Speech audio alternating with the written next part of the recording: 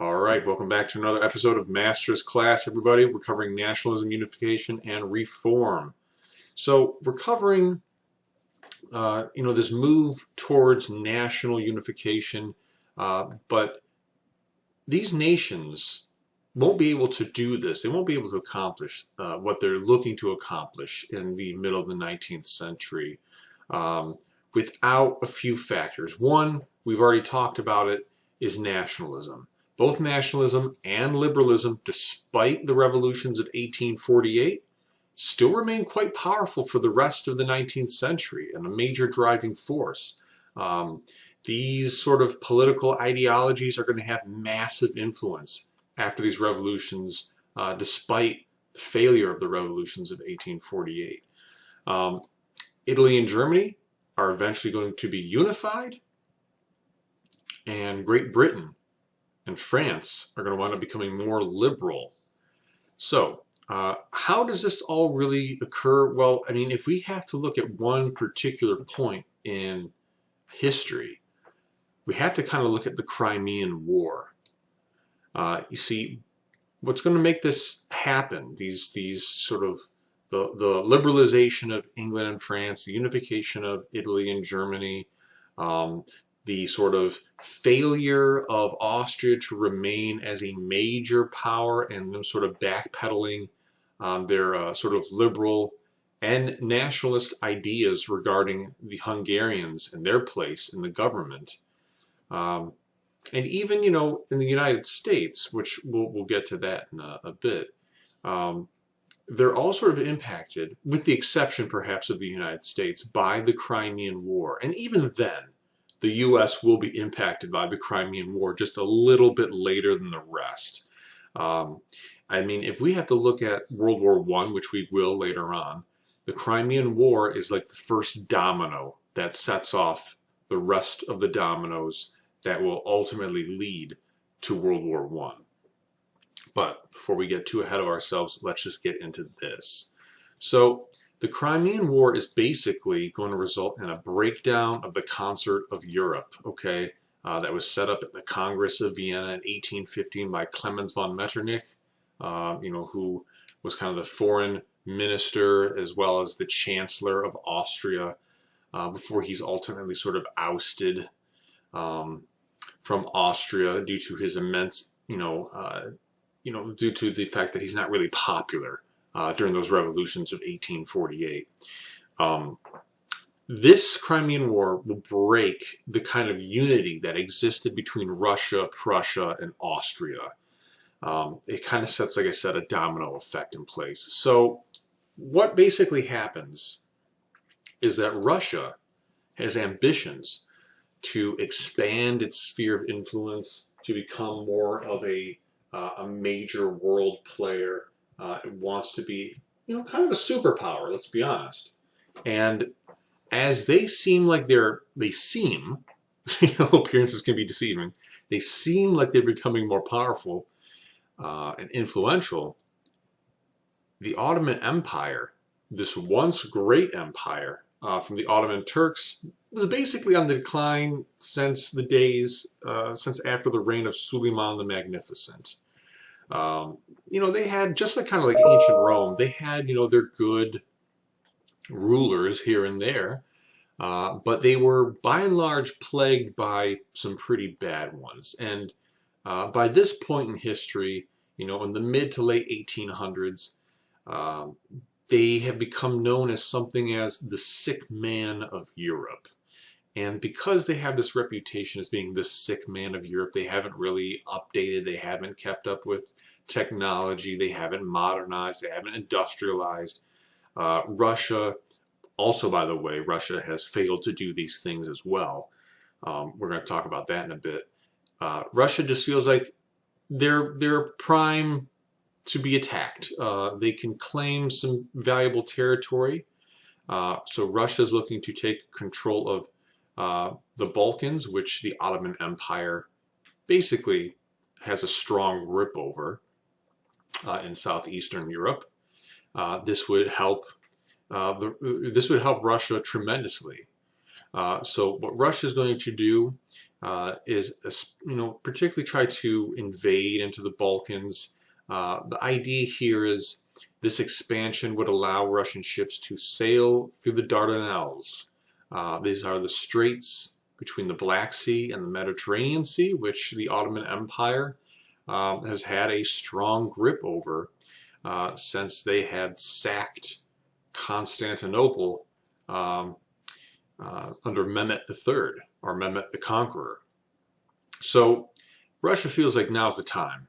Now's the time to sort of get in here, become a great naval power that could sort of compete and challenge British naval control in the Eastern Mediterranean. Because once again, we know the English Empire is known for its immense and influential navy. This is what allows so much of English culture and customs to be effectively transported pretty much around the globe.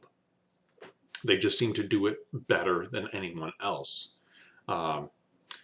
So what winds up happening here is that other European nations are going to fear Russian ambition. They don't want, especially England, well, you could say especially the Ottoman Empire, but particularly England, they don't want to have to compete with yet another new European power in the Mediterranean. They'd rather not. They'd rather just have control over the regions they have control of. So they are actually going to come to the aid of the Ottoman Empire, even though they, just like France and a bunch of other European nations, have their own interests in the decline of the Ottoman Empire. The Ottoman Empire is, during this Crimean War, really going to show just how ineffective they are. And I'm going to give us one brief example that sort of sends a message to the rest of the major Western European powers, if not Central European powers. So what's going to wind up happening is Russia is going to invade the Turkish Balkan provinces of Moldavia and Wallachia in 1853. And in response, the Ottoman Turks declare war on Russia, and France, Great Britain and France, but France in particular being, much closer than Great Britain geographically speaking, they're going to be fearful of Russia getting closer and closer to their national boundaries. So they too are going to declare war on Russia as they come to the aid of the Russians. I'm sorry, of the Ottomans. And the conflict that we know as the Crimean War is known primarily for being poorly planned and poorly fought. And I'm going to give us a couple of examples of that as well. So basically, the Crimean War is known for heavy losses on both sides, just poor planning, ineffective military strategy. So let me see if I can give us a couple of examples here. So one example is going to be even just the British coming over to aid the Ottomans and the French. So there is one battle in particular in the Crimean War.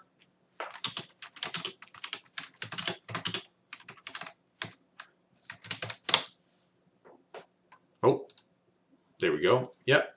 The battle or the siege of Sevastopol. This was a nearly year-long engagement. It was laid siege for about 11 months. And this was a very important, sort of fortress that was near it provided for a quick way from overseas, from the Navy, to transport goods and to help control in this peninsular area, access to the Black Sea and the Mediterranean. So this was kind of, strategically speaking, a fairly important spot to control. And this is what led to so much fierce fighting over the region. And we can probably tell from some of the depictions and the imagery the ferociousness of the fighting that took place near the siege of Sevastopol. The thing is, when the British first came over and they had to land their ships, Russia was actually in a good spot to intercept the British as they were sort of sailing over. The thing is, they failed.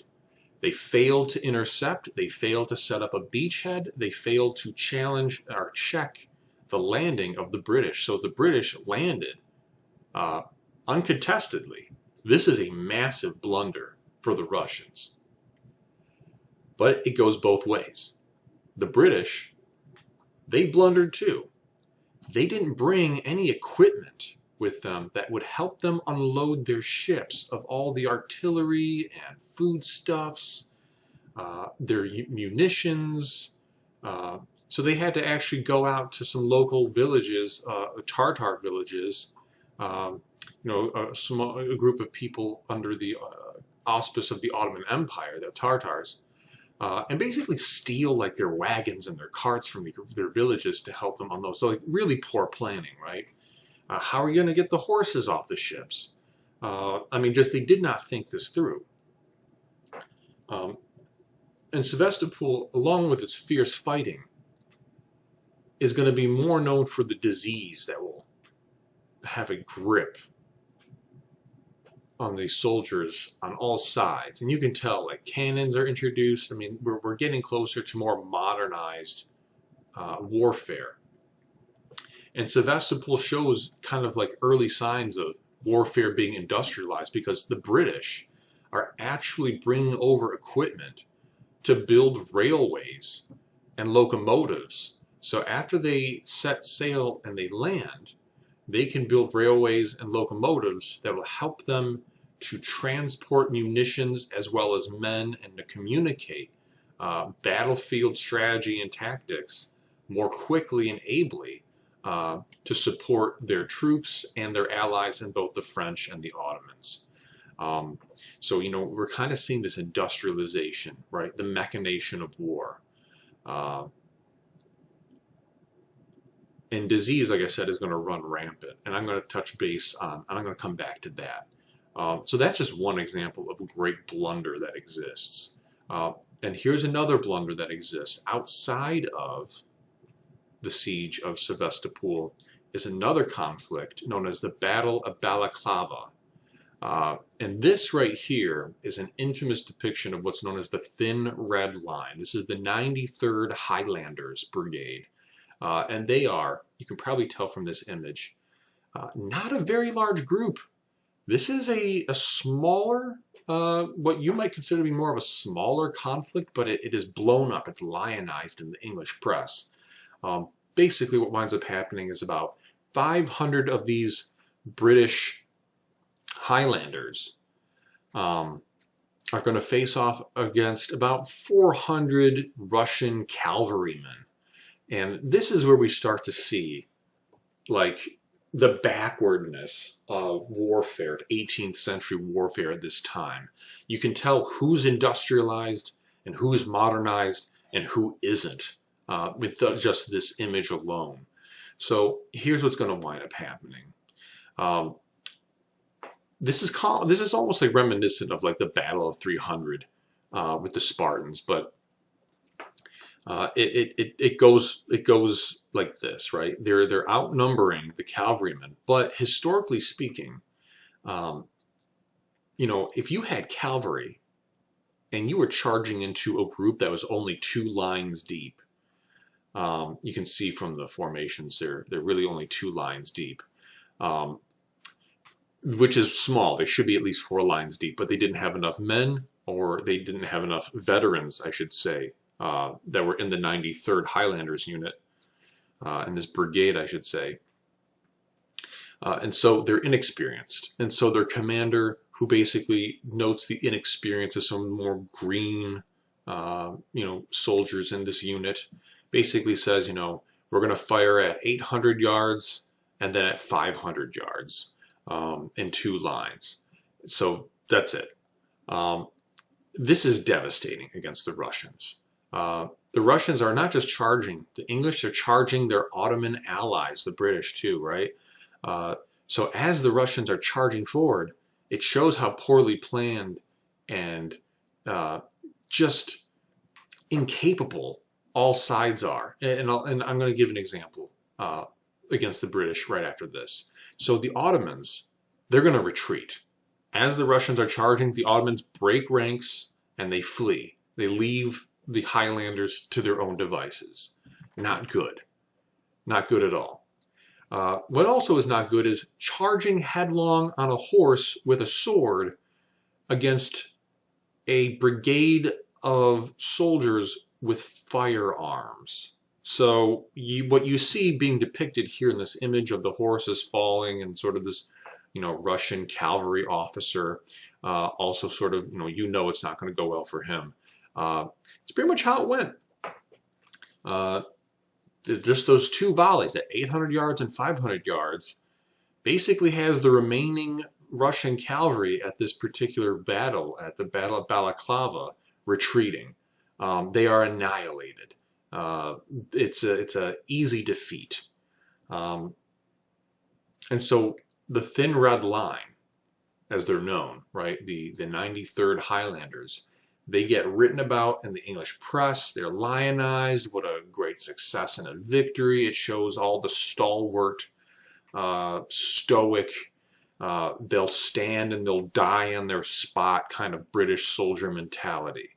It also highlights the industrialization and the modernization of the professional soldier that is becoming more and more prevalent at this time. Prussia knows what I'm talking about. So right after this is like at 9:30 a.m. when it takes place. Closer to noon, the British they're going to have a massive blunder against the Russians in what becomes known as, and this is a big disaster, it's the infamous Charge of the Light Brigade. So yeah, this is a massive, massive blunder. You can lionize it however you want, but basically what happens is, due to the inefficacy of communication on the battlefield, the commander of the infamous Light Brigade is going to decide to charge on a dug-in, well-entrenched Russian position, which is known for their heavy artillery. And you can probably see a better picture here, better image here. And so about, 600 of them charge in, and they are going to be annihilated. A good portion of them will be wounded, mostly wounded, but there's a solid portion of them that will be killed outright. They more than half of their horses, about 375 horses, are killed in this charge, and a number of them, a solid number of them, at least 30, are going to be captured and taken prisoner. And this is absolutely disastrous. And this kind of shows the poor planning, the poor thought process, the lack of effective communication that is just prevalent all around. So like the Ottomans experience it, the French experience it, the Russians experience it, and of course, the British experience it as well. So that's what this war is basically known for. It's just this very poor planning, and it's just the high cost of life as well. When we talk about the Crimean War, we also kind of have to talk about disease. So about 120,000 or so of the 180,000 casualties that take place for the Allies, by Allies I mean the French, the Ottomans, and the British, are due to disease. Disease like typhus, and of course poor conditions that exist in the trenches, and just fighting and war in general. And then for the Russians, who lost maybe about 120, 130,000 in the war, about 80 some odd thousand, 68 to 80 some odd thousand were due to disease as well. So like disease was the major killer. in this conflict. And as a result of this, and they are more than worth an honorable mention, you're going to have major advancements in the medical field, particularly in the nursing industry. There are two gals who stand out during the Crimean War, one being Florence Nightingale, the lady with the lap, as she is sometimes known as. So basically what winds up happening is that, these women, these early battlefield nurses, there was no standardization in the process. It was not modernized. The nursing industry was really just all around behind the times.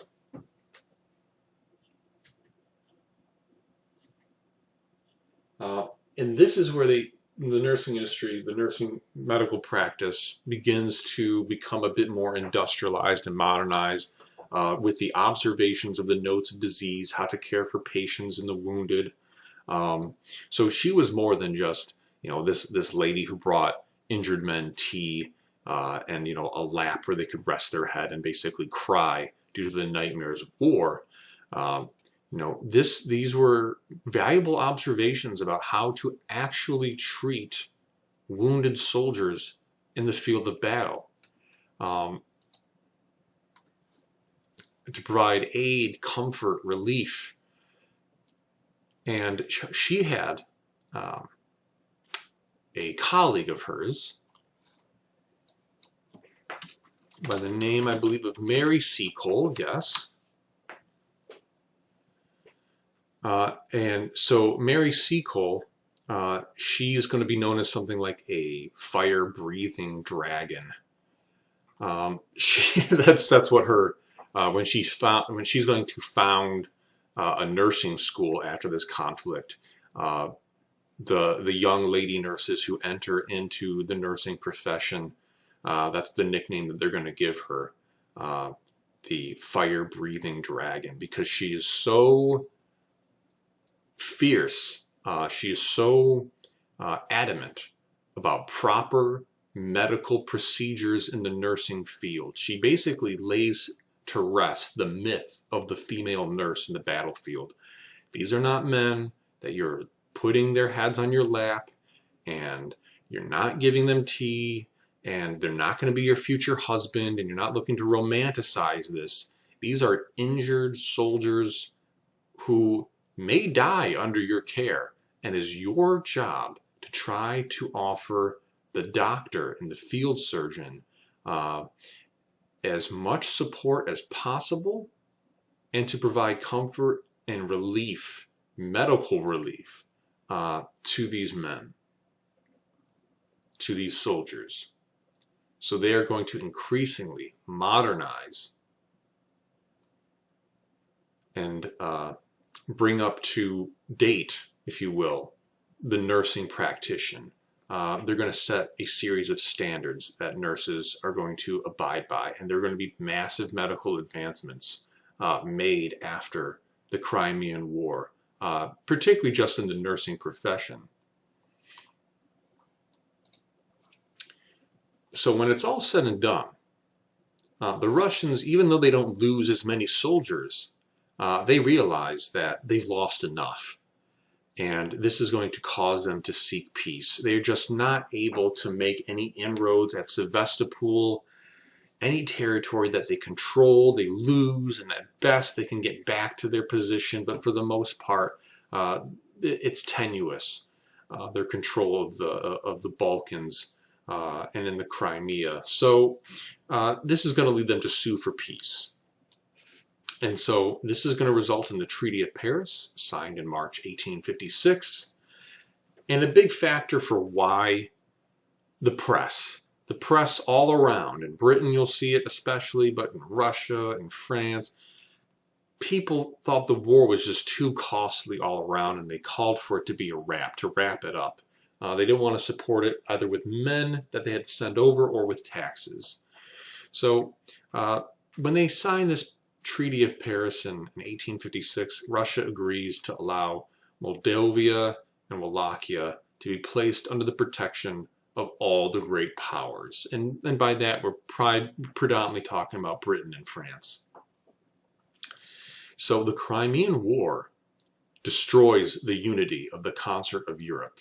And it destroys it because Austria has long been an ally of Russia. And when they could have helped, they chose not to. Austria doesn't come to Russia's aid. They basically leave them on their own. And this in itself sets off a chain of events, as does the defeat of the Russians.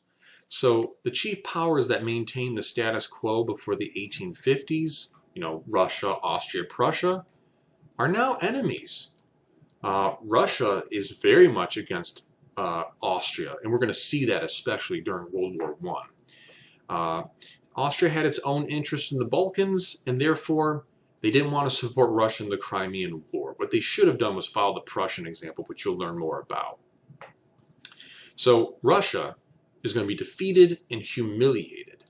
So they're going to withdraw from European affairs for the next 20 years. And this kind of, to me, when I think about this, I think about like a combat sports athlete who they go into a fight, they have a reputation, and they do their best, but ultimately they come up short. And now, they kind of retreat back to their camp and they realize, what, there's things that I didn't do that my opponent does well, and I need to start copying and emulating them. And that's what Russia is going to start to do. They take a really long, hard look at themselves and they say, okay, the reason why we didn't win or we weren't victorious was because the industrialization and the modernization, particularly of the Western European powers like England and France. We need to start doing those things. And we'll talk about that in a second, in a little bit, I should say. Austria, they're left alone. They are ally-less now.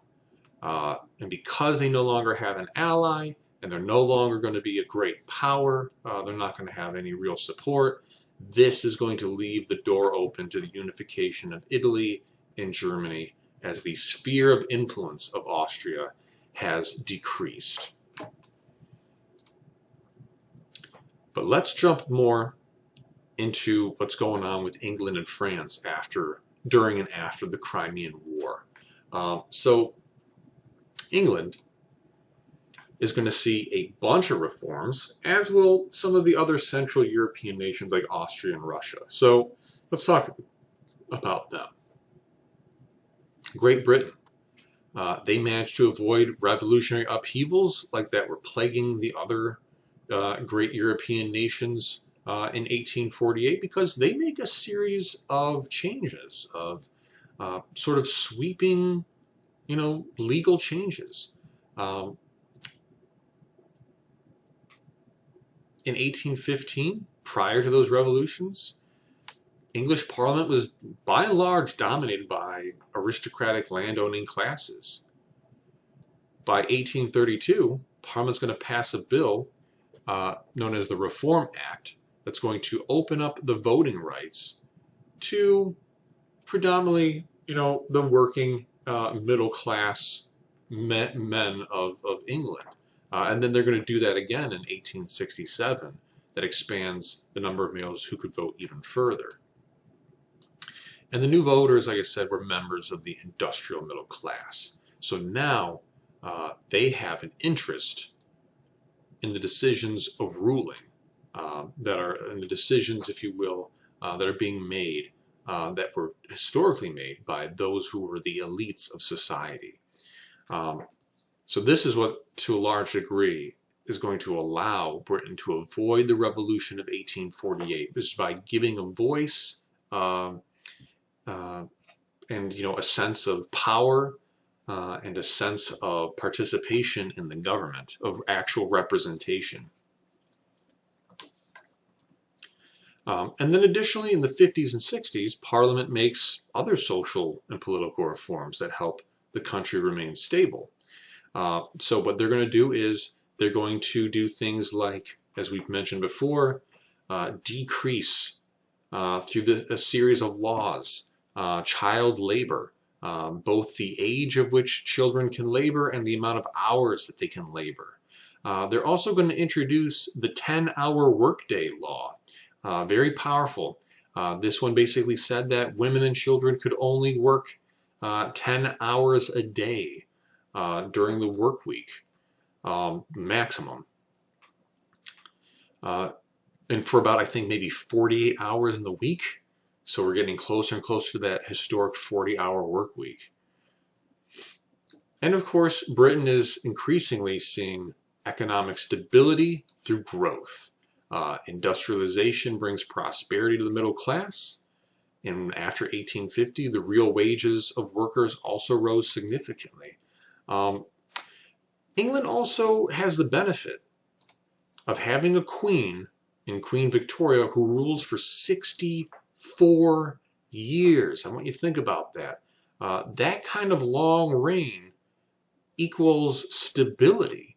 It equals a sense of national identity. So there's a nationalist element here in addition to the liberalism that's sweeping through Great Britain. So she seems to reflect the national pride of the British. So she emulates the sense of duty that the average English person is expected to have to their country, a moral respectability. And she's going to emulate a series of values and attitudes that become so prevalent that this era of English history becomes simply known as the Victorian Age. And these attitudes are going to they're going to be put into Asia, they're going to be put into Africa as they colonize and expand, and she'll become Empress of India as English attitudes and values and culture and customs and goods and products and basically the overall English way gets transported overseas. France. France has also become increasingly liberal. So what's going to happen, as we know, is that after the revolutions of 1848, we have a new guy who's put in place in the name of Louis Napoleon.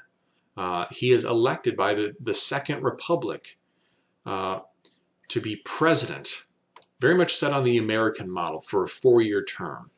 But then, after his 4-year term, he basically just asks the people, hey, should we just restore the empire? I mean, we could do so much more if I was Emperor Napoleon Bonaparte III. So in a plebiscite, basically a popular vote, 97% responded with a yes vote. Not questionable at all. So on December 2nd, 1852, Louis Napoleon assumes the title of Emperor Napoleon III.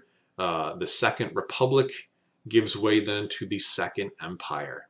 And although he is clearly authoritarian, I mean, he's an emperor, the government becomes increasingly liberal in many ways, despite the fact that you do see, sort of authoritative and very imperial policies that are put in place. So, yes, as emperor, he controls the armed forces, the police, and civil service.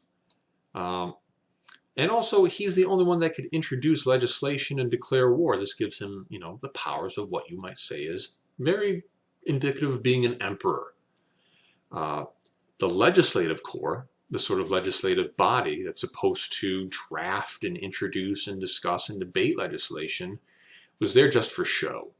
They're just there for show. The members of the group are elected by universal male suffrage, which is very radical for the time. So that's a holdover from the Second Republic. They served for 6-year terms, but they couldn't initiate legislation and they could not affect the budget. So they don't really have any real power or authority at first. That's going to change. Napoleon III completely controls the government and limited civil liberties.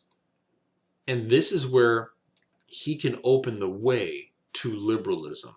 And we're going to see a bit of that come, interestingly enough, this is why we talk about industrialization, through industrialization.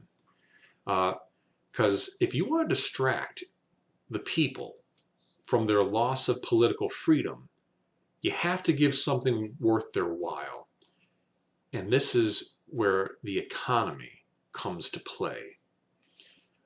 So he learns very much from the works of the Enlightenment philosopher Adam Smith and The Wealth of Nations.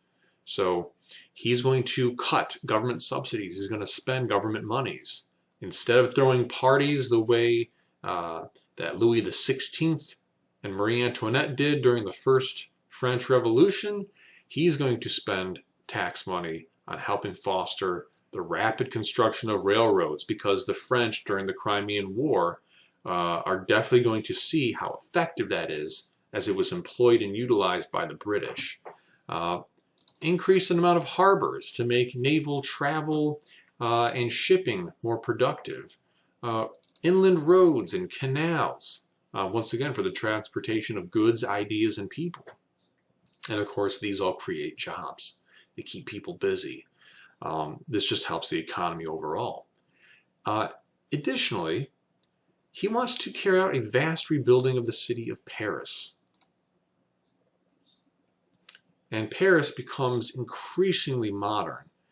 So gone will be the narrow streets and walls. Instead, you're going to see, as you can see from this image here, broad boulevards, spacious buildings, public squares. A huge advancement was the underground sewage system, which will greatly reduce disease and illness within the city of Paris, as well as a new public water supply system. And if we want to talk about real modernization, gas light lamps that are lit with kerosene to keep the streets well lit at night so people can feel safe at night. They can walk around and they don't have to worry. And this is also seen as a way to reduce thievery and just general crime in the evening. So Paris is really becoming more and more modernized. But everything's not going to be great for Napoleon III. He's going to see opposition, to both his economic and governmental policies. So this is going to lead him to liberalize his regime in the 1860s. So what he winds up doing is he's going to allow the legislature to have more power. But they're going to come into conflict with the Prussians. And during the Franco-Prussian War, he's actually going to blame the loss of France to the Prussians in the Franco-Prussian War and the fall of the Second Empire and his sort of dethronement, if you will, as he is captured in the siege of Paris, on this sort of liberalization of France. If you just let me be an absolute monarch and didn't question me, we would have won, that sort of thing. Let us get into it. The Austrian Empire. We're talking about nationalization, nationalism, unification, and reform. So when it comes to this era after the failed revolutions of 1848, we're actually going to see a number of powerful European states drastically change. Some become stronger, some become weaker, some show how they fail to advance through industrialization, mechanization, or modernization. And as an answer to this, we're going to see liberal policies. We're going to see liberalism kind of hold sway in a number of these areas as they both conflict and coincide sort of peacefully with concepts of nationalism. So I want us to talk about Austria, Russia, and the United States very briefly here.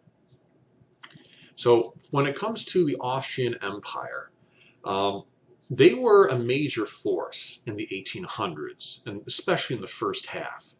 But after the revolutions of 1848, and particularly after the Crimean War in the 1850s, that kind of ceases to be the case. Austria is a multinational, multi-ethnic empire, and they had a tradition of kind of suppressing, these various nationalities within their empire. And if you look at this map right here,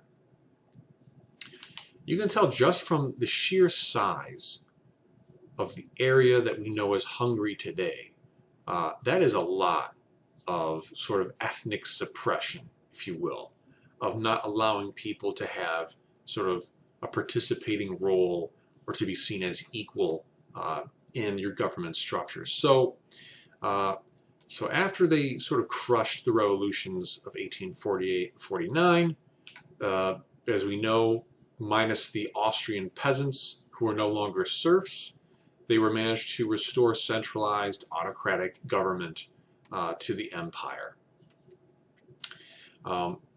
What you'll see is also Austria is going to be defeated by Prussia. On the map, you just see Germany at the moment here on the map. But one of the strongest German states, if not the strongest, was Prussia.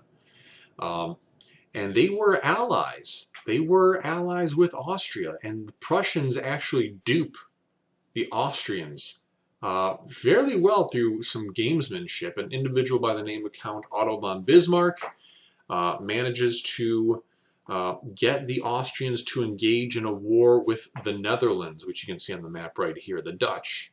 And they want to capture two areas known as Schleswig and Holstein. I believe Holstein goes to the Austrians and Schleswig goes to the Prussians. Well, Count Otto von Bismarck basically used the Austrians to help secure those territories and also to deplete Austrian resources through the conflict.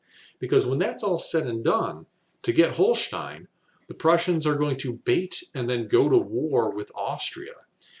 Because Austria no longer has any allies. They don't have an ally in Russia that they can rely on anymore. And they certainly don't have an ally in Prussia. And so the Prussians, known for being incredibly militaristic, I mean, they are maybe the best land-based military on the planet at this point in history. They're incredibly industrialized. They're very modernized as far as their warfare goes. They're a very militaristic society. There's a heavy emphasis put on the professional soldier in their society. And they're going to just absolutely mollywop these Austrians. So the Austrians have to make concessions just to stay in the game to the Hungarians. I mean, they've been defeated by the Prussians. They've lost territory. And with that defeat, I mean, that could cause an uprising, especially amongst your largest ethnic population in the Hungarians that are not really represented in your government. So this could be the revolutions of 1848 all over again, just, with more success.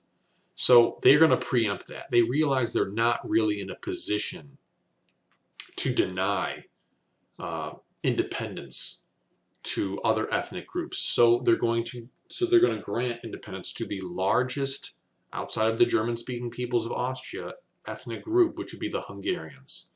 So this is going to result in what becomes known as the Compromise of 1867. So they have to do this, right? They're in a weakened state. They lost to Prussia. They lost territory, land. They've spent resources. They've lost, soldiers on the field of battle. They've lost prestige, and they want to curb any potential uprisings. So this Compromise of 1867 sets up what's known as the dual monarchy, and this is where Austria becomes Austria-Hungary, right?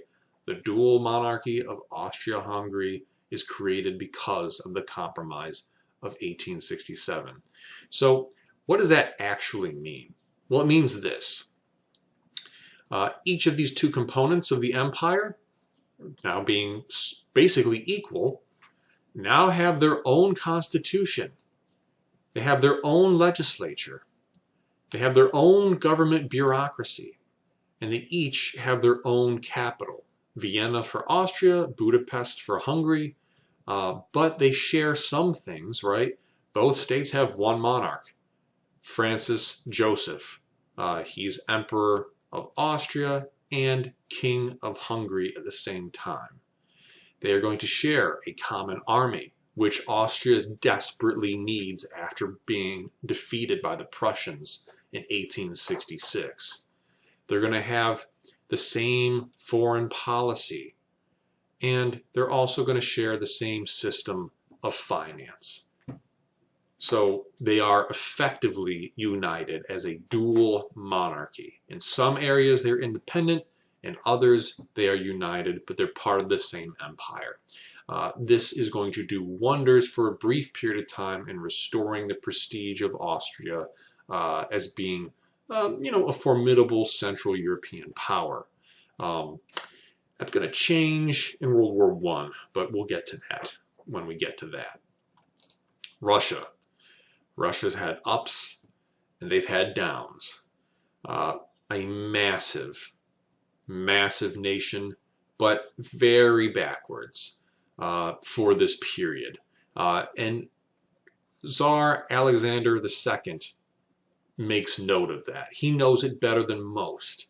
After the Russians had lost the Crimean War and they were humiliated, this was an opportunity for Russia to sort of revamp.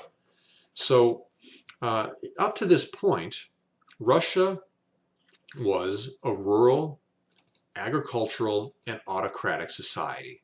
The Tsar was a divine right monarch with unlimited power, which is now increasingly unusual in a world that's seeing limited constitutional monarchies.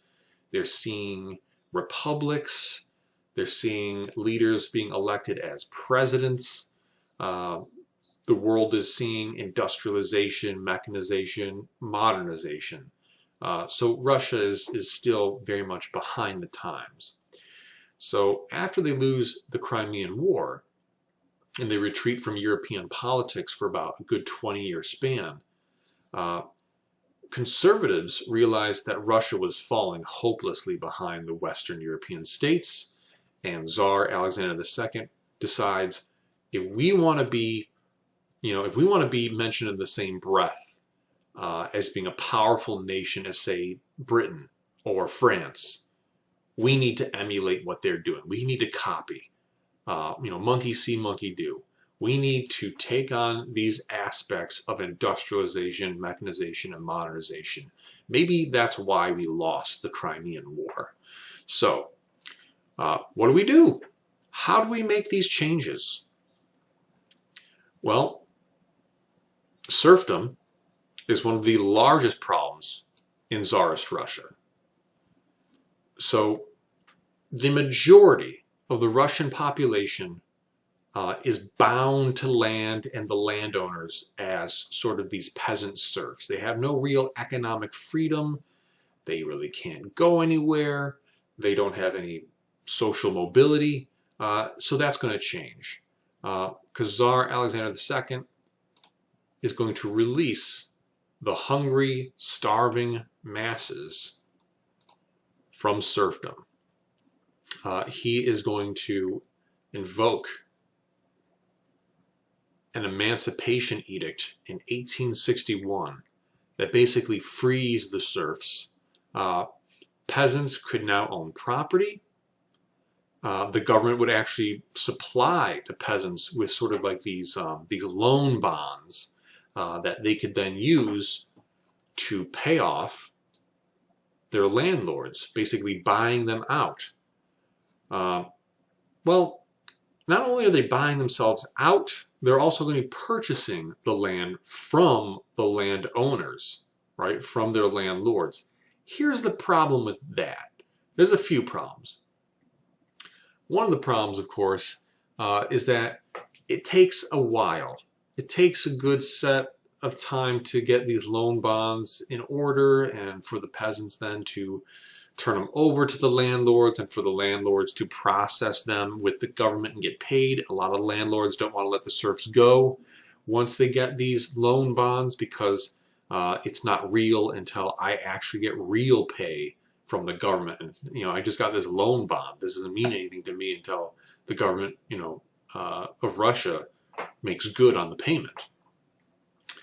And the land system, it's not very helpful to the peasants overall Because, of course, the landowners aren't just going to sell their best land. They give the worst land that they possibly could to these peasants. So the peasants really have little good land to support themselves on. So the emancipation didn't really lead to this new class of Russian citizenry that was able to support itself effectively on new land. They weren't even allowed arable land. So they were basically, like I said, given some of the worst land you can imagine, even though they had property rights. And they still owed some temporary obligation to the nobles. Many serfs actually see that, you know what, there's no real, the land I'm going to get isn't really worth my while, so I might as well stick on with my landowner and keep on working their much better land so I can actually support myself and my family. But the nobles do lose the permanent obligation of the serfs to work their land. And they also lose the right to deny the serfs the purchase of their household plots. But like I said, those household plots don't necessarily mean good arable land. And the serfs, of course, they get the perpetual use of the household plot, the right to purchase the household plot, the right to acquire property permanently, and a right to use a portion of arable land, but they don't own that land. So I mean, there's good, certainly. I mean, it's a step in the right direction, but it's really not, like I said, the whole-scale emancipation that leads to complete freedom for the Russian peasantry that you would want. So most of the peasants are unhappy, land-starved, and they basically just follow the old ways of farming, which is just continue to work for the landowners. And you can see a great depiction of these Russian peasants and their living conditions right here. In this image, you can't see it, but they're all actually kind of like waiting and huddling around some meat that's being carved up, some food that's being carved up. So you can tell that, you know, the conditions are less than ideal. But to that end, that's just but one reform. Alexander II has many other reforms planned to help modernize Russia, to bring it up to speed. And I have a short video for you all on that.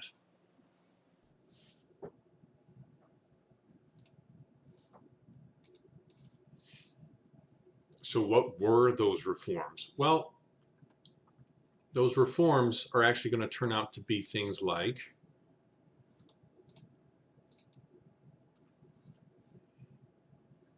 modernization, as Tsar Nicholas II starts to see that, you know, the British, they effectively used a rail system in the Crimean War. They saw, you know, how effective it was in transporting people, ideas, communication, goods.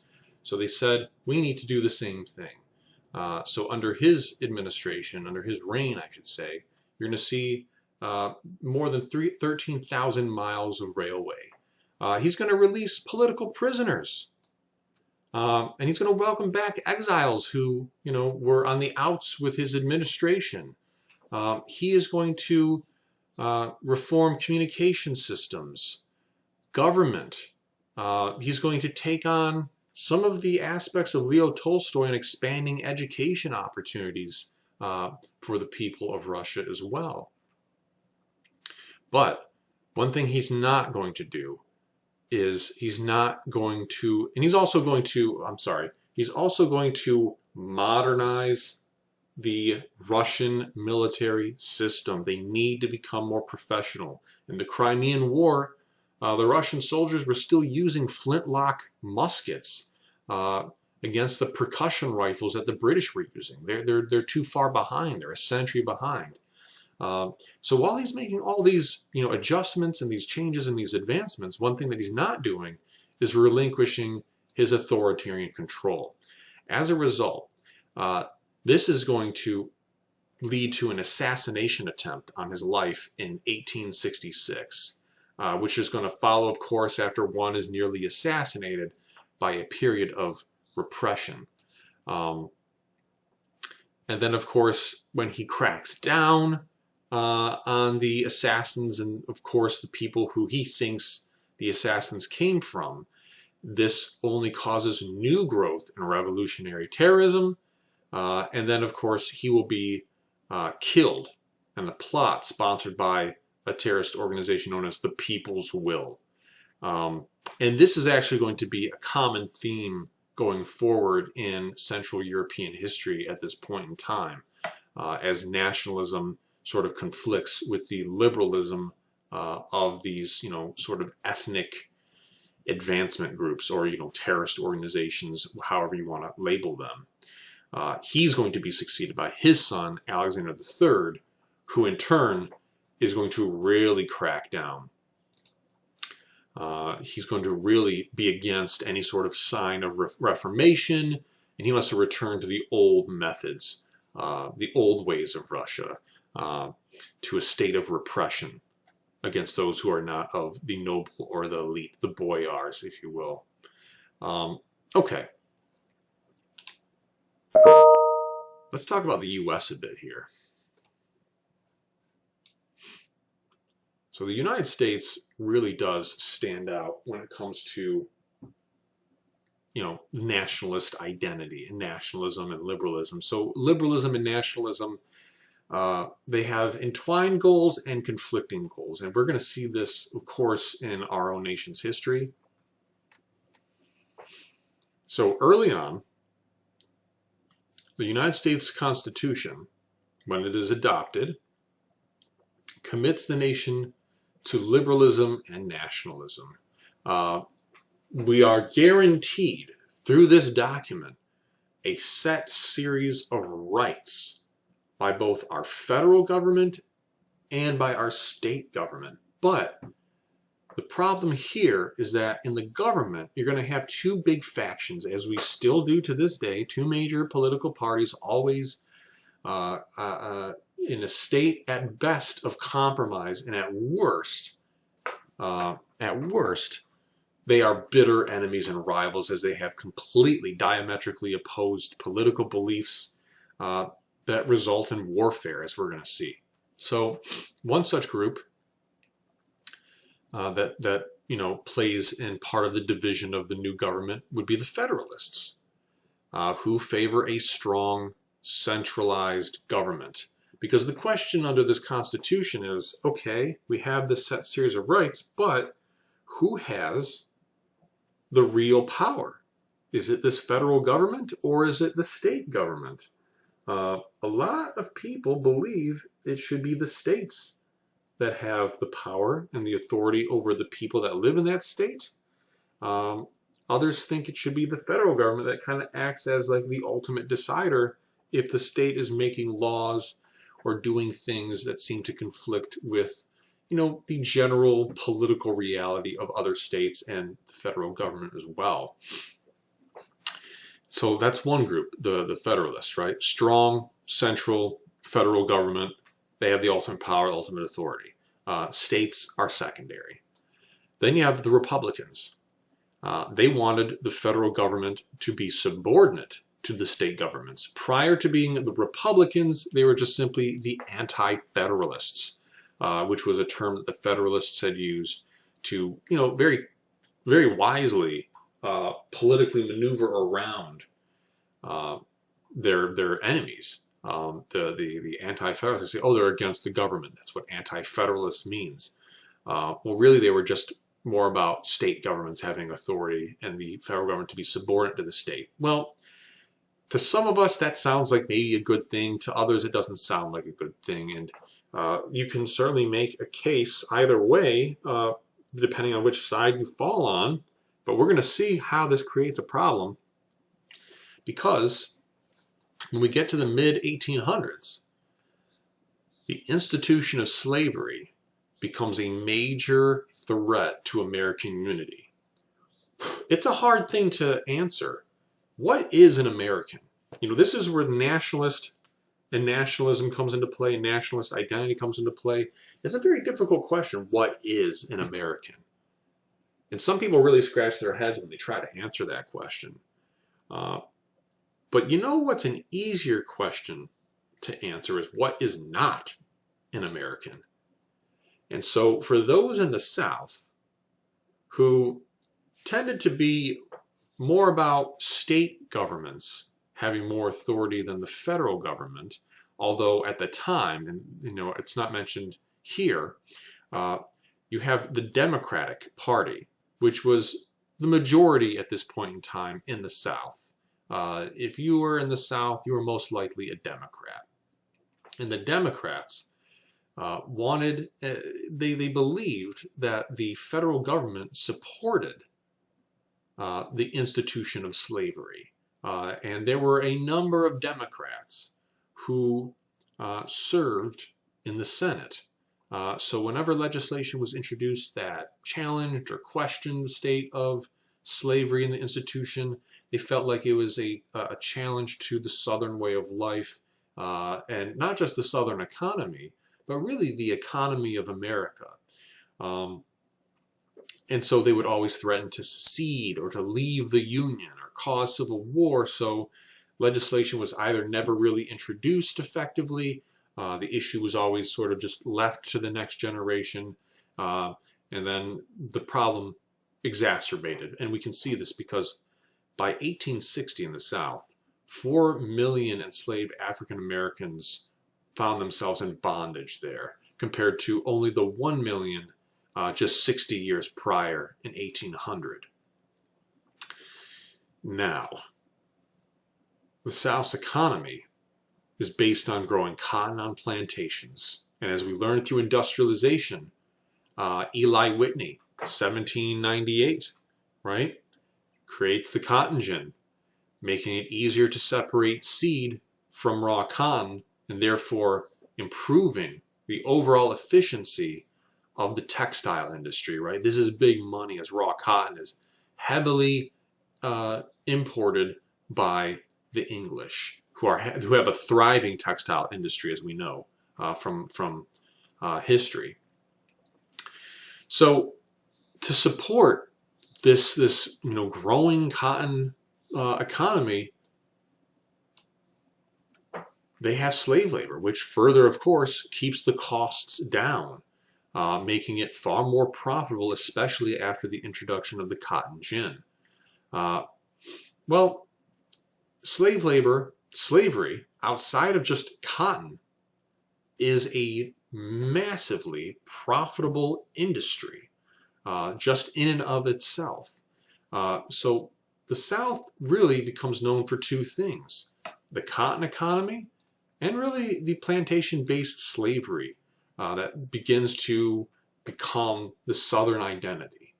And for the Southern plantation owners, this is their identity. And so they feel that movements like abolitionism, which is a call predominantly from the North to end the movement, to end slavery, this is a challenge to the very Southern way of life, if not the American way of life, is the way they see it.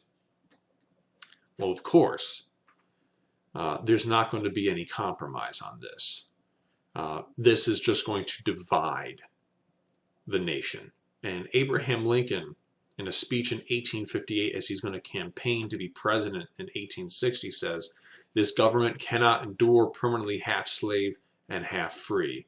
And so when he's elected president in November of 1860, a couple of things happen. One is that he realizes he doesn't actually need, due to the Electoral College, a single Southern state to win the presidency.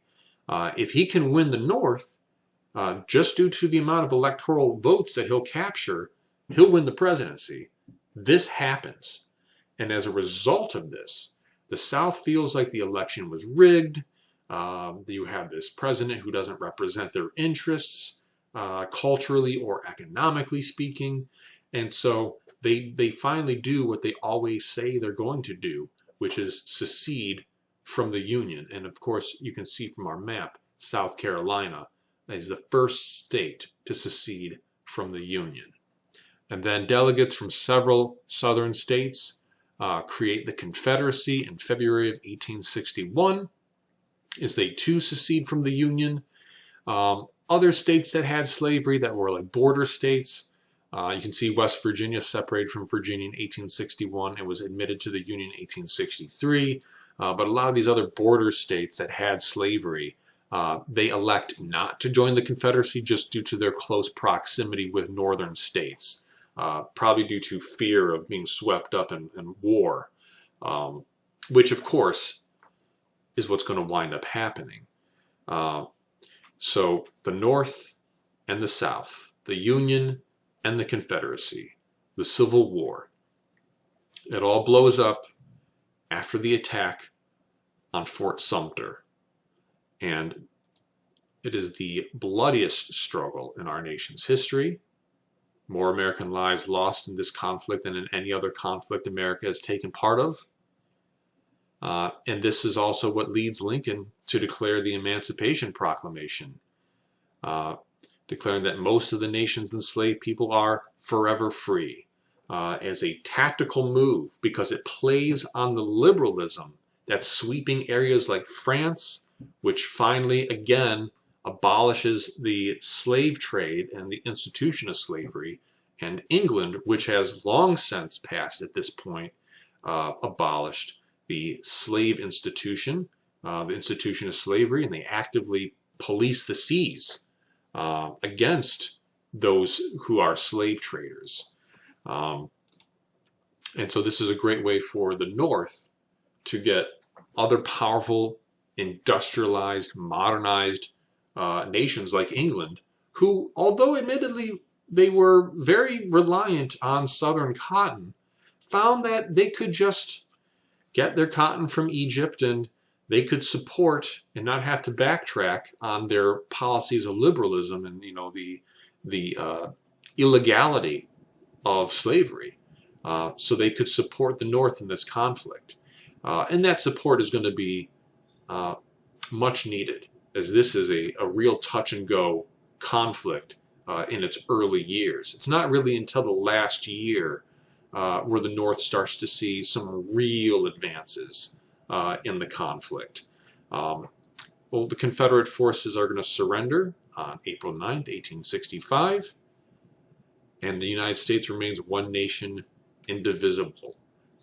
It was a clearly, historically speaking, this was a tough period. When people say things like, you know, we're more divided now in our nation's history than we've ever been, I think they just simply have to look at the Civil War and realize that's just simply not the truth. We are more united now than we are divided. If you were just to compare where we're at today as a nation to where we were in the 1860s. And this is where concepts of liberalism and nationalism play major factors in the development of these nations in the middle of the 19th century going forward. The laws and the rights that we believe as people we are owed, that we demand from our government, and those that we choose to represent us, all fall under, you know, these philosophies of liberalism. But who gets access to these rights, to being representatives of the government, to being represented by the government? Who has an equal say? Who gets to participate, and in what capacity? That all falls under nationalism. And so we're going to see going forward how the forces of liberalism and nationalism are going to continue to shape various nations and their identity up into the 20th century, and how they can absolutely, much like we saw in the United States during the Civil War, lead to just that, conflict and war and rebellion and uprisings. The bad times, so that we can maybe come out with the good. That'll do it for us this session. I'll see you all next time.